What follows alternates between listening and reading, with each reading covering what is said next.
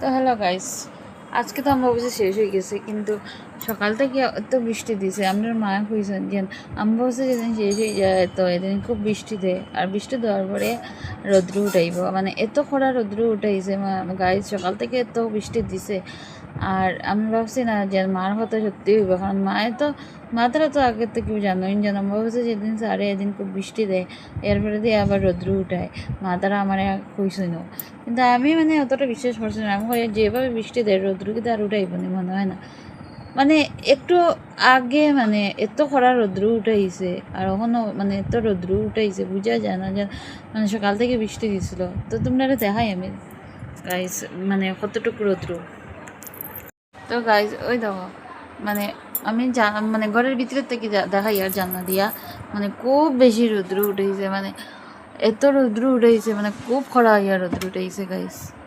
ওদিকে তারপরে ওদিকেও আছে, ওই দেখো গাইস, ওই দেখো এরকম। মানে এখান থেকে হয়তো ক্যামেরাত বোঝা যান না, কিন্তু মানে অরিজিনালি অনেকটা রৌদ্র উঠেছে সত্যি হারের। মানে নিজের চোখে দেখলে বোঝা যায়, কিন্তু ক্যামেরা ততটা বোঝা যায় না। ওই যে কইতাই যেন মানে ঠাকুরের সৃষ্টি সব কিচ্ছু।